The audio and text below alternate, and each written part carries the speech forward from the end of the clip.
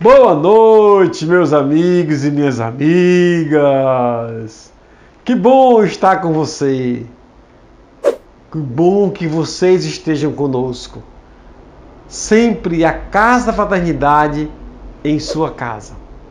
Esse é o nosso Evangelho que hoje começamos com uma mensagem belíssima desse livro chamado Cultivando Virtudes, da nossa amiga Karine Garcia. Tá certo? A mensagem de hoje, gente, é sobre sobriedade. Tá bom? Então vamos estar juntos com os nossos sentimentos. Façamos com que esse momento seja um momento compartilhado junto com você. E não esqueçam de se inscrever no nosso grupo, no nosso canal, no nosso blog. Então faça parte desse momento, não só ouvinte, mas participativo. Dá um like, vai no sininho, se inscreve. Faz com que esse momento seja um momento de luz para você e para muitas pessoas. Tu sabe quem vai agradecer? O seu próximo é que vai agradecer. Então, vamos iniciar com nossa sobriedade, né? Sobriedade no uso das paixões. Os espíritos têm em seu trajeto a oportunidade, através das escolhas, de descobrir quem são e de encontrar situações que os façam crescer a cada dia. Porém, para que possam enfrentar esses desafios, se faz necessário observar seus sentimentos e ações. Como já sabem, pelo conhecimento da doutrina espírita, fomos criados simples e ignorantes. No começo, os instintos guiavam os nossos passos. Depois, apareceram as paixões, que não são boas nem más, porém seu uso em excesso nos levou aos vícios. Desse modo, usemos da virtude, da sobriedade, para dominar esses hábitos nocivos que nos causam dores. E busquemos, através desse controle, o despertar dos sentimentos virtuosos de que tanto precisamos para ser felizes. Do nosso amigo Lúcio. Então tenhamos sobriedade sobre as nossas paixões, sobre os nossos sentimentos. Tenhamos esse cuidado para que nós conhecemos melhor a todos que aqui estamos, com problemas, com defeitos, com sentimentos às vezes errôneos que não conhecemos. Mas sobriedade por tudo, calma e paciência. Diante desse evangelho, nossa mensagem sobre sobriedade, vamos ao nosso evangelho de hoje, do Evangelho segundo o Espiritismo, capítulo 13. Que a vossa mão esquerda não saiba o que dá a vossa mão direita. E o item é o item 7. Tá? Convidar os pobres e os estrupiados. Então, com esse evangelho, vamos dar início à nossa prece inicial, para que nós entremos em harmonia, juntamente com a nossa mensagem e o nosso evangelho de hoje. Envolvemos-nos cada vez mais a esse momento, onde você estiver, que estejam felizes por ouvir essas palavras divinas de Jesus. Obrigado, Senhor, por nos trazer esse momento de reflexão a todos nós. fazer com que nós pensemos melhor em nossos irmãos, em nossos sentimentos. Olhemos para cada um que nesse momento nos envolvem e que nos escutam, sejam eles os mais compreensivos e mais amigos a este momento de paz e de felicidade. Obrigado, Senhor. Que Deus nos guie a esse momento de Evangelho, da casa da fraternidade na sua casa. Que assim seja. Meus amigos e minhas amigas, ao iniciar esse Evangelho, eu pediria que cada um abrisse esse Evangelho nesse item do capítulo 13, itens 7 e 8, que iremos ler hoje. Acompanhemos juntos. Se possível, dê sua opinião, vá lá no chat e dê sua opinião. Ele disse também àquele que havia convidado: quando derdes ao jantar ou a cear, para isso não convideis nem vossos amigos, nem vossos irmãos, nem vossos parentes, nem vossos vizinhos que serão ricos, de medo que eles vos convidem em seguida a seu turno, e que assim retribuam o que haviam recebido de vós. Mas quando fizerdes um festim, convidai para ele os pobres e estrupiados, os coxos, os cegos, e estareis felizes, porque não terão meio para vos retribuir, porque isso vos será retribuído na ressurreição dos justos. Um daqueles que estava à mesa, tendo ouvido essas palavras, lhe disse: feliz aquele que comer do pão do reino de Deus. Isso aqui está em Lucas, capítulo 16, versículo 12 a 15. Desculpa, capítulo 14, de 12 a 15. E meus irmãos e minhas irmãs, por que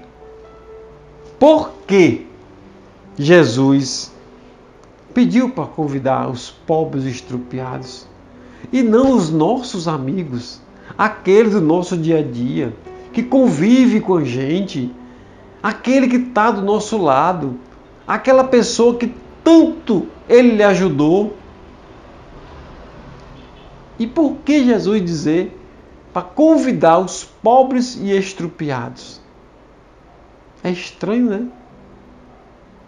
Mas logo ele fala em seguida, para que você não seja orgulhoso, para que você não seja vaidoso, para que você jamais queira retorno do que você estaria fazendo ali, para que você tenha mérito pelo ato de amar o próximo como si mesmo.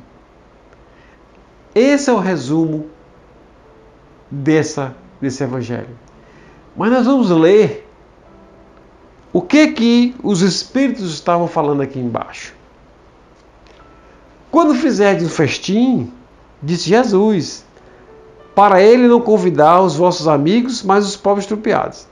Essas palavras absurdas, se tomadas ao pé da letra, como a gente estava conversando, são sublimes se nelas se procura o Espírito. Nós estamos falando de doutrina espírita, doutrina dos espíritos. Entendeu? Espíritos, não é materialistas, não é doutrina dos materialistas, é doutrina dos espíritos. Então vamos aqui ouvir para o espírito. Jesus não podia ter querido dizer que em lugar dos amigos é preciso reunir à sua mesa os mendigos da rua. Sua linguagem era quase sempre figurada. E a homens incapazes de compreender as nuances delicadas do pensamento, seria preciso imagens fortes produzindo o efeito de cores berrantes.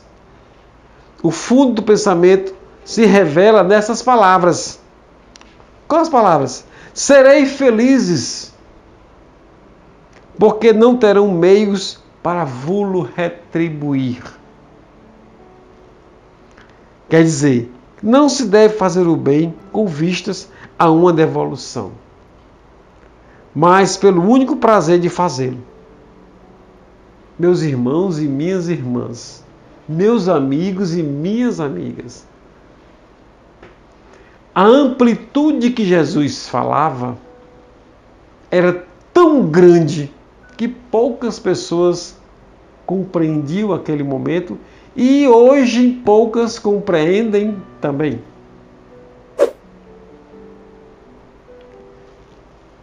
Não é que vou isolar os meus amigos, eu não vou chamar meus amigos mais para nada. Eu vou chamar só os pobres e estrupiados. Não é demagogia, meu amigo. Não é ser demagogo. Não é querer fazer para ter retribuição. Não.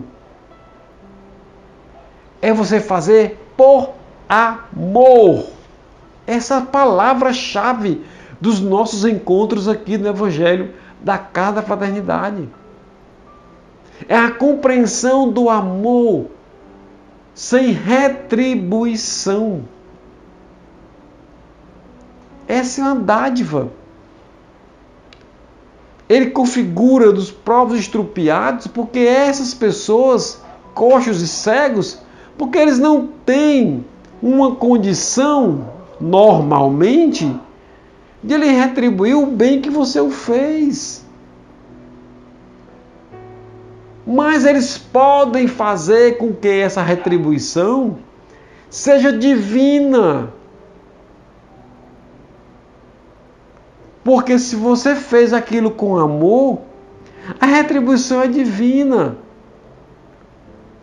A retribuição é que tudo que você fez, tudo que você vai fazer para aquelas pessoas sejam espontâneas, sejam verdadeiras. E isso é o maior significado para uma encarnação. É a certeza de que você está fazendo algo para beneficiar a humanidade.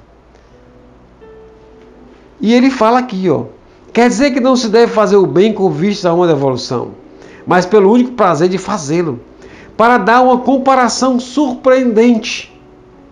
Disse: convidai para os vossos festins os pobres, porque sabeis que estes não poderão não vos retribuir. E por festins, é preciso entender que não o repasto propriamente dito, mas a participação na abundância de que desfrutais. Então, meus amigos, tenhamos esse sentimento verdadeiro. Estas palavras podem, entretanto, também receber sua aplicação no sentido mais literal, seja ela qual for. Quantas pessoas não convidam à sua mesa senão aqueles que podem, como dizem, lhes honra, ou que podeis convidá-las a seu turno? Outras, ao contrário, encontram satisfação em receber aqueles de seus parentes ou amigos que são menos felizes. Ora, quem é que não os possui entre os seus?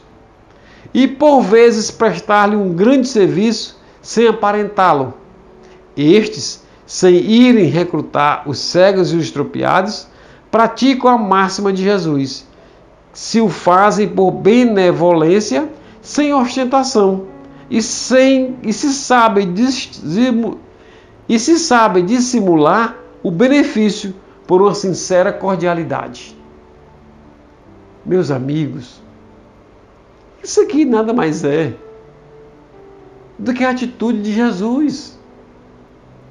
O que ele fez diante daqueles seres que eram extirpados da sociedade na época porque tinham lepras? Ele foi para lá, para o meio deles, para mostrar, para dizer ao mundo que eles eram necessitados, que precisava de ajuda. E quanto ele ganhou com isso? Espiritualmente, mostrou ao mundo que somos seres iguais e que todos nós precisamos de ajuda. Mesmo os leprosos, que eram extirpados da sociedade, eles precisavam de ajuda. E eles precisavam de Jesus. Ele curou todos? Não, alguns ficaram ainda. Mas os que ficaram é porque tinham pouca fé. Não acreditavam que eles iam ficar bom. Essa é a verdade. O que é que Jesus falava? Tua fé te curou. Mas a fé era tão grande em Jesus que curou, acho que mais, ou todos, ou muito mais do que a metade, ou quase todos. Enfim, aqueles que realmente não tiveram condição, não foi curado. E aquele que tinha condição, foi curado. Os merecimentos são proporcionais a cada um. Não somos iguais. Temos divergências de pensamentos e de ações diferentes. Diante de todo esse evangelho, diante do pensamento de Jesus, nos colocando a nos imaginar,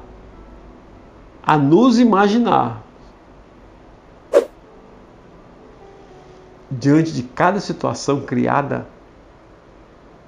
que nós podemos resolver. Agora, cada um tem os seus sentimentos diferentes. Cada um vai usar esses sentimentos do modo que achar que deve estar correto.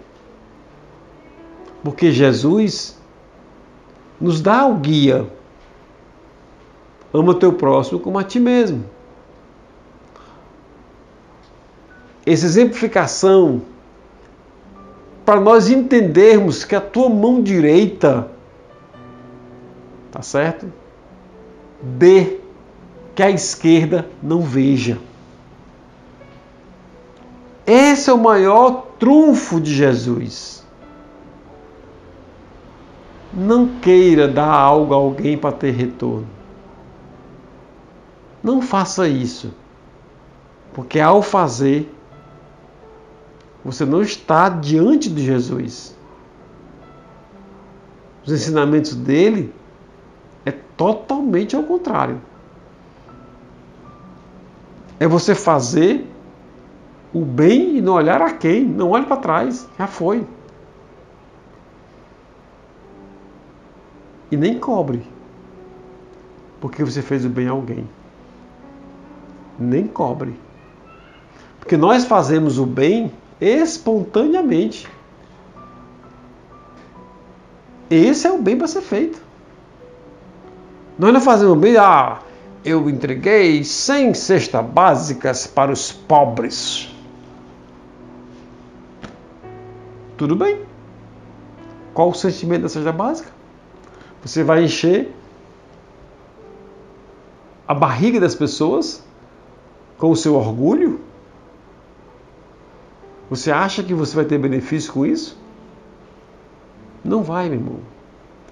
Quando você, não fala a ninguém e você despachou uma cesta básica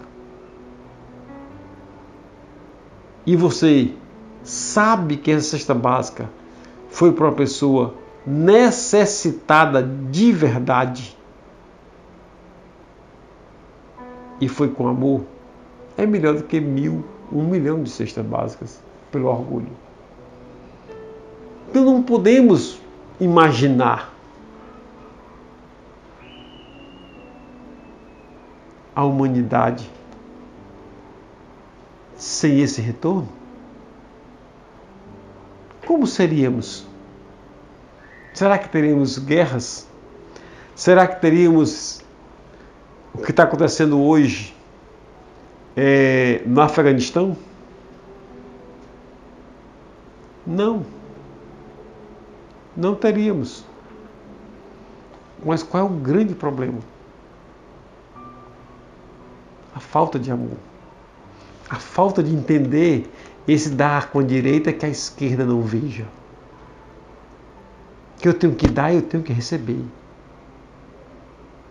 Meus irmãos e minhas irmãs, no mundo de provas e expiações, nós ainda vamos ver muito esse sentimento. No mundo em que vivemos. E Jesus já vem nos confortando, nos mostrando, nos dando exemplos, para que nós conheçamos melhor, para que nós passemos a entender melhor os sentimentos do próximo. E cada um de nós vai entender de uma forma diferente, mas que podemos ter uns sentimentos de amar o próximo. De cada forma que você achar que deve amar. De cada meio que você veja que é o melhor para ajudar o próximo. E de qualquer forma vale a pena. Vale a pena fazer com que isso aconteça. E aqui ele pergunta quem são os pobres, né, estrupiados. São os nossos irmãos mais necessitados que não têm condição de retribuir o nosso convite, a nossa doação, a nossa visita, enfim, as nossas atenções. Porque às vezes você acha que é só dar dinheiro, acha que é só dar um prato de comer, dar uma cesta básica. E às vezes não é, gente. Às vezes não é. Há uma necessidade de algo espiritual enorme nesses seres. E não é porque eles sejam pobres, que não tenham condições financeiras de fazer nada, não. É porque às vezes eles precisam de uma ajuda espiritual de verdade, para que houvesse uma mudança em seus pensamentos. Né? Por que Jesus nos afirma que ficaremos felizes em auxiliar sem esperar retribuição? A felicidade que experimenta aquele que pratica o bem é retribuição maior que o próprio benefício concedido. Não tem felicidade maior do que você realmente ajudar uma pessoa a conquistar algo que tanto necessitava. Não tem felicidade maior que você vê o brilho nos olhos daquela pessoa. É de impressionar. E como exercitar essa lição em nossa vivência diária? Convidando para a nossa mesa os irmãos, amigos e parentes, menos felizes, e atendendo-os fraternalmente em suas necessidades, ao invés de buscar apenas o convívio daqueles que nos podem beneficiar com a retribuição de nossos favores. Encontramos os pobres e os estrupiados no seio da própria família. Você sabe, eu sei, que em nossa família universal, em nossa família carnal, que hoje estamos vivendo, nós temos várias pessoas pobres e estrupiadas. Seja monetariamente e seja espiritualmente. Mas nada impeça de nós começarmos a nos construirmos novamente. Como o nosso grande Chico falou, não importa onde você está, o recomeço se começa em qualquer lugar. Onde você quer chegar? Isso é que importa. O recomeço é você que vai recomeçar. Se até hoje você não conseguiu fazer essa metodologia de Jesus, reflita. Reflita em seus sentimentos. E, se possível, se você achar por bem, se você tem certeza que você pode melhorar, vá em frente. O agradecimento será sempre seu, porque a retribuição é a sua felicidade que você está plantando. Então, olhemos para cada um de nós, façamos o melhor para a humanidade que tanto necessita, e que Deus, na sua infinita bondade, ilumina os seus caminhos, pelo amor, pela paz, pela união do universo a favor da humanidade. Que Jesus nos guie a esse momento.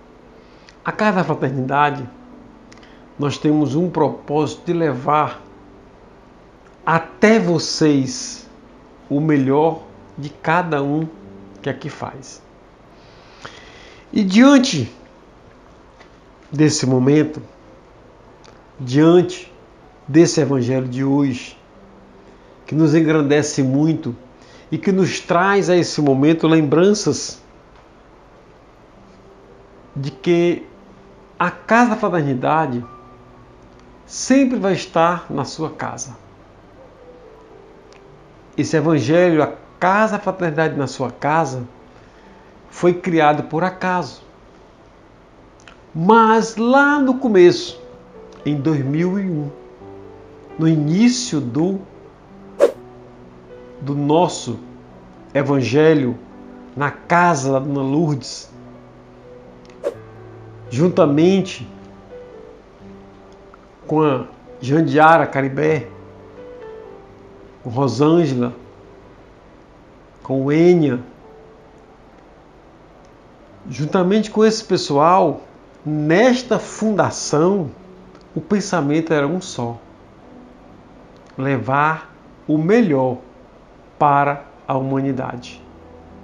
A contribuição que a doutrina espírita poderia dar à humanidade. E por que Cascavel? Porque nós estávamos ali, nós estávamos com a célula marcada para abrir em Cascavel. É interessante a gente entender, porque a esse momento se fundava uma célula de amor fraternal em Cascavel, que é a Fraternidade Espírita de Cascavel. Então, em 2001, fundou essa entidade.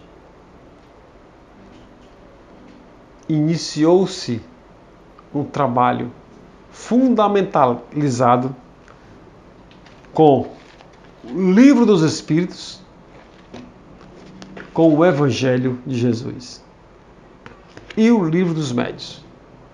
Começamos a trabalhar, começamos a ter a certeza de que esse trabalho seria longo, sem cessar.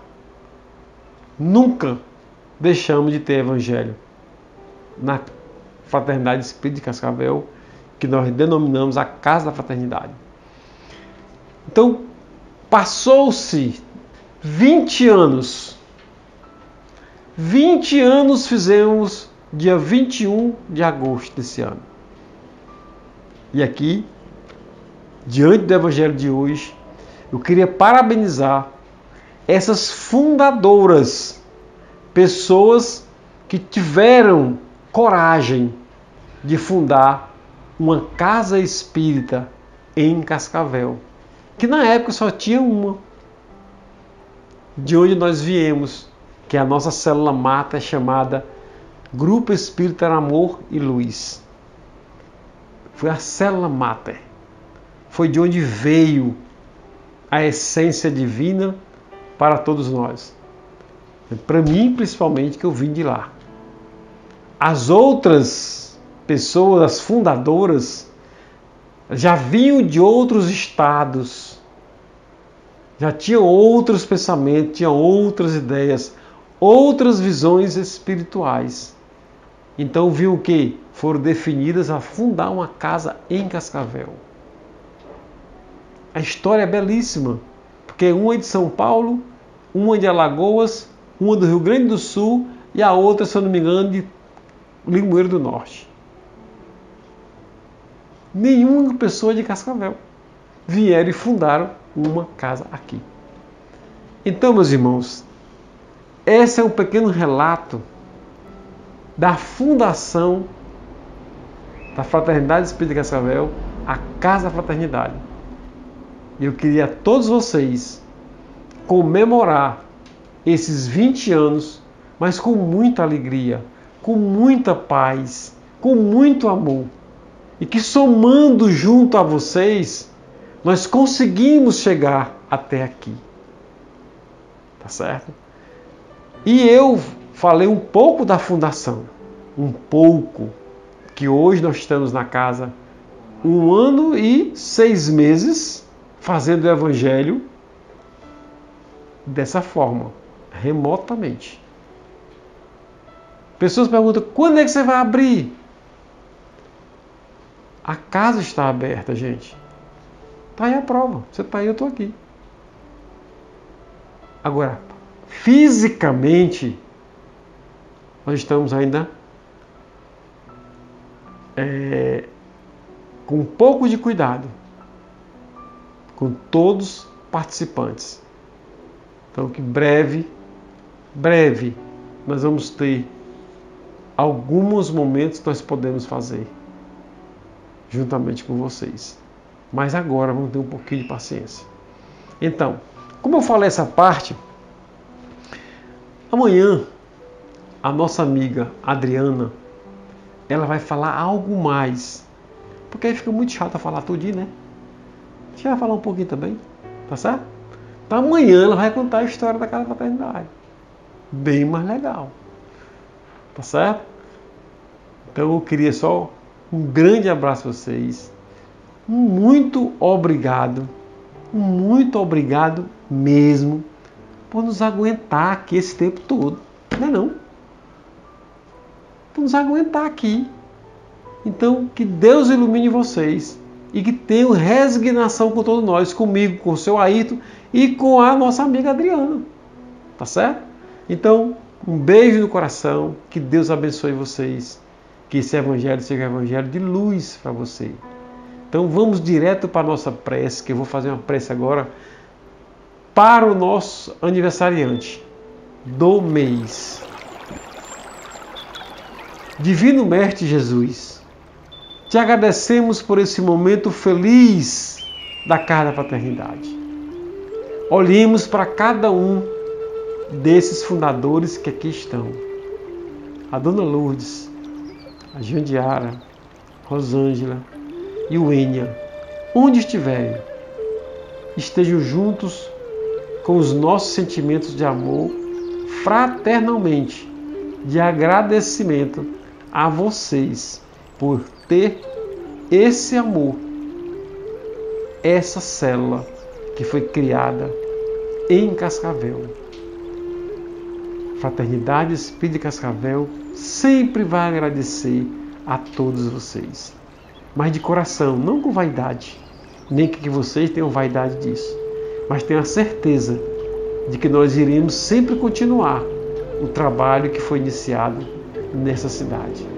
E que Deus, com sua infinita bondade, ilumine a todos os trabalhadores que aqui estão envolvidos nesse trabalho, envolvidos com a Casa da Fraternidade, e que mostre a cada um o sentimento que ela tem por cada um de vocês.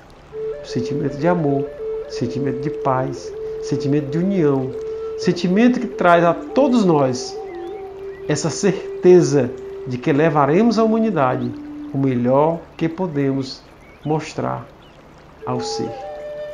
Que Jesus abençoa a todos com muito amor e com muita paz. Que assim seja.